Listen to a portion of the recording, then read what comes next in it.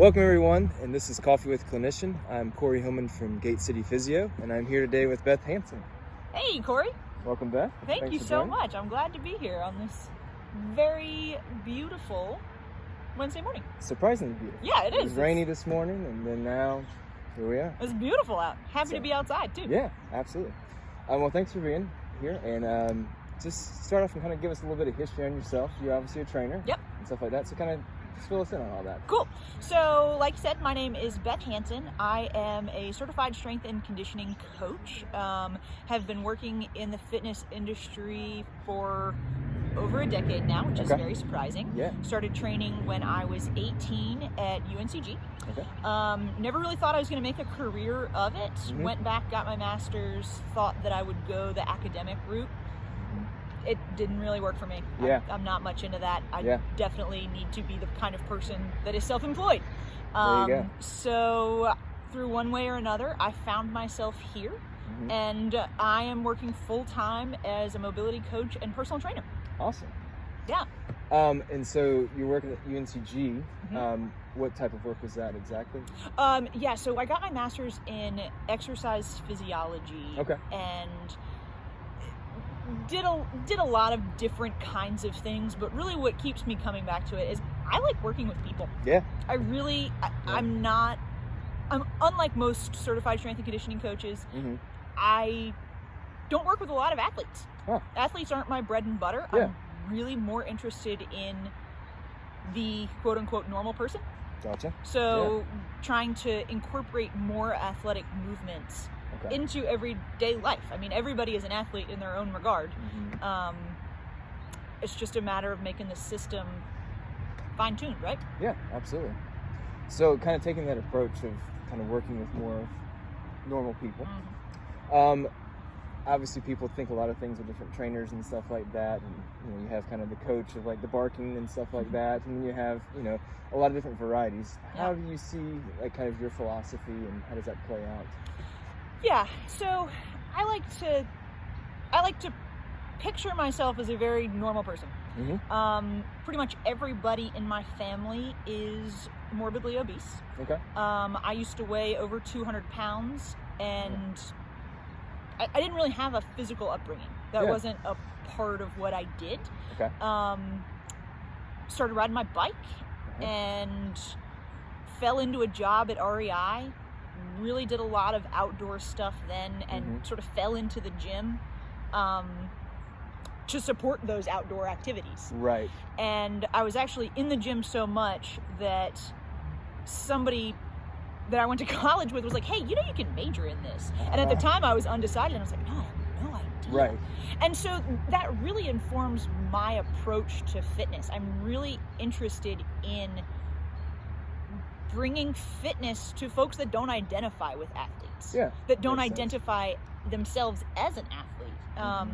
There's a lot of connotation around that word, and making fitness a little bit more approachable is really what I'm about, because I know what it feels like to go into the gym and not have any idea what I'm doing, feel stupid, and just want somebody to like show you around and be a human about it. Yeah.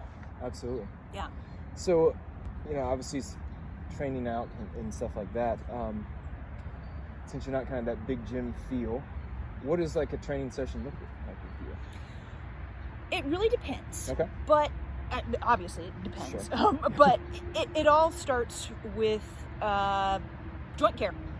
That's really the basis of what I do, is I prepare joints to move better. Yeah. And so the first step with me is always going to be an assessment, and that's going to be mainly a qualitative assessment, which is different than a lot of gym folks are used to, right? Absolutely. They want that number. They want to see the weights going up. Right. And most of the time, I don't really give a shit about that. Right. I really don't. I really want to teach somebody how to hip hinge. I really want to teach somebody to feel safe in their own body. I work particularly well with a lot of women that have been scared off of movements. Yeah. So you get a lot of, don't want to say bad PTs, but that will instill fear in people's bodies. And I really view my job as building bodily autonomy. Yeah. And that always starts with an assessment. You've got to assess, not guess. And we build it up from there depending on what they want to do, where they want to go with it. I mean, I work with 90-year-old men on the internet, literally, to Olympic weightlifters. It's all the same. The basics are all the same, and everybody needs to be good at the basics. Yeah. And almost everybody is neglecting the basics. Sure. Yeah, absolutely. So. Yeah, and I think that's really important. Like, obviously, being in PT, I think PTs and trainers both, we kind of have this idea of like, here's what you should look like, and here's the numbers you should get. Yep. But if it's not functional, if it's not relevant to the client, doesn't matter. What are we doing? Doesn't matter. Yeah. And I'm going to go off on a little bit of a tangent here. Please. There isn't a lot of chance for this kind of discourse between DPTs and the me's of the world. Like, fitness is such an unregulated industry, which in a lot of ways can be a good thing. Sure.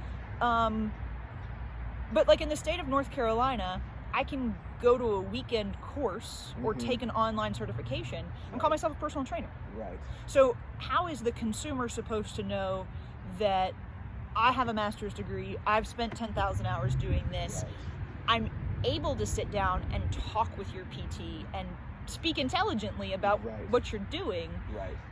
And a lot of times there's just not there's not that ability to make a connection. Yeah, absolutely.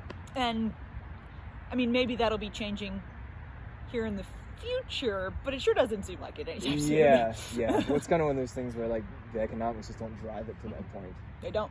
Which is unfortunate. It is, and it's great to be able to have an opportunity to sit down with folks like you, Corey, and I really do view myself as the bridge between after PT and doing whatever else you want.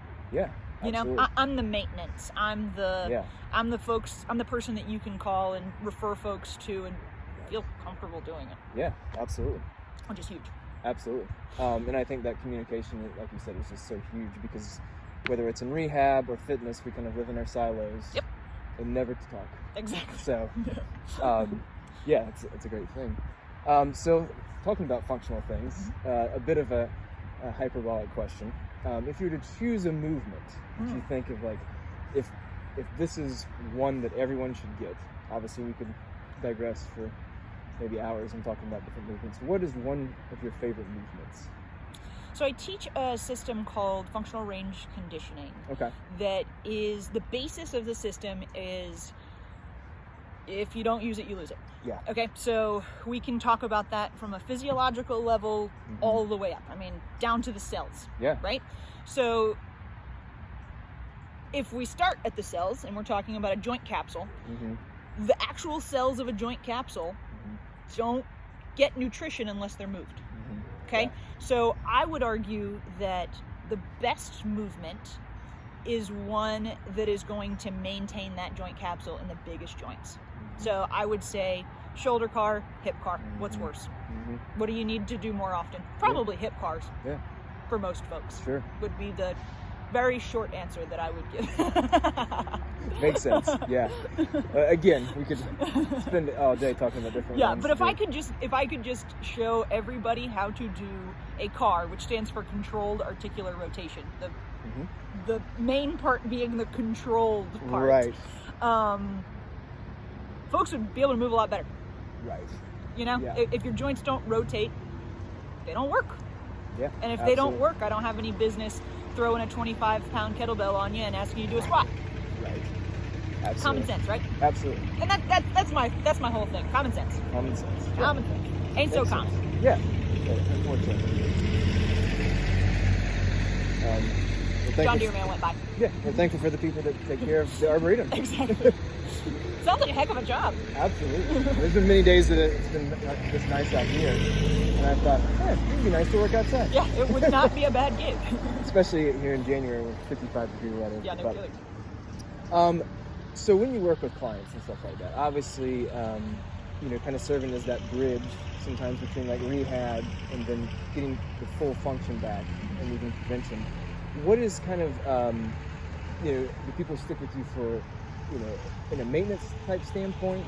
And then kind of how do you take that and then like focus that into long-term change? Yeah. It sort of depends. I can normally tell by the second or third session what folks are going to need from me and where I'm going to be able to fit in for them. Right. That's an interesting question. I haven't actually considered that. I would say probably about 50% of my clients, maybe even a little bit more, I am there as a warm body to keep them accountable. Yeah. Right? I work with a coach myself. I need a warm body. Yeah. I need somebody to show up and hold me accountable. Yeah. Another 25%, we're really focused on rehab, prehab, trying to restore motion, restore function in a joint. Sure. And then the last little quarter is a lot more, I send you your stuff, we work together for maybe a couple months, and then I let you go. Yeah. And then you come back to me in a couple months and you say, hey, I really want to explore deeper in this. Let's talk about this. And they're sort of like the ping pongers. Right? And those are the folks that are a little bit more of a self-starter. They're interested. Typically, they'll be coaches, they'll be DPTs, those kinds of folks that just want a different set of eyeballs. Yeah, absolutely. Yeah, which I'm happy to provide and give. And it's always so interesting working with other clinicians because they ask the best questions. Oh, yeah. Right? Absolutely. Why are you doing that? Why on earth would you do that? And I get to explain. Yeah. And they give a shit. And that's even cooler. Yeah, absolutely. Yeah, I think sometimes, like, with all of us, like, once we get into these certain fields and we have our education, and then we're like, okay, I know things, but no, there's so much to learn. There's so many perspectives to take. And so many different ways that the modalities overlap. Like this morning I was working with a coach or a Pilates instructor. Yeah. Been doing Pilates for years, and I'm introducing her to some of these functional range conditioning principles. Yeah. And she'll just totally flip it on its head. And what's cool about that is we can go back to the literature and we can say, well, hey, did you see that meta-analysis? Like, what is this, and like, how does that fit in with Pilates and kin stretch? Like, where do they meet? Right. And there's so many places where they meet. Oh, sure. Yeah, absolutely. So obviously we're in the midst of a pandemic. And gyms have, been open, closed, and there's a lot of people that aren't feeling safe going in. Sure. So how has your business adapted during this time? I've taken a huge hit. Yeah. I'll just be completely honest. Sure. I was set for my best year ever in 2020. Yeah. And it was it was not my best year ever. Sure. But it's been really interesting because it's allowed me the time and the space to do things that I wasn't going to do anyways. Right. So one of the things that has been on my list forever has been to create more online content. And as you know, I mean, this is scary, right? It sort of sucks. It really sucks. Yeah. And I probably would not have done that. It took a global pandemic to get me to sit down in front of a camera and talk to it. Right? And I'm a better instructor for it. Yeah. I'm absolutely a better teacher for that. Right. And that's my whole goal. I'm an educator. I educate people on their bodies. Absolutely. Yeah. So that's been great. A lot of cool things have come out of it. I've launched an online course that shows you the entire daily routine, so cards for every joint in your body. Yeah. I've launched some online classes. Never would have done that. And it's all been from my hallway. Because I am one of those folks, a lot of my clientele are in a vulnerable category, and I just don't feel comfortable bringing them into a physical indoor location right now. So doing a lot of outside stuff. I've got some boot camps that meet outside. Okay. Very surprisingly, the online session has been working for me. Yeah. I never, ever, ever in a million years would have told you that. Right. Yeah. Before this. Sure. But now I've got clients in Connecticut. I've got clients in Massachusetts. I've got clients that I see here. They go to their second homes. They're able to train with me. that never would have happened before this. Sure. So that's been a really cool thing. Yeah. And I think over time, I'll get back to where I was. Until then, I've got some free time in the middle of the afternoon. It allows for conversations like this. It does. I have been spending a lot of time on my own fitness lately, which has been very nice. Read a lot of books, gone on a lot of runs. Absolutely. Yeah. That kind of deal. Yeah. Well, and on the online content too, that was actually how you and I originally got connected as well. Yeah, which is wild.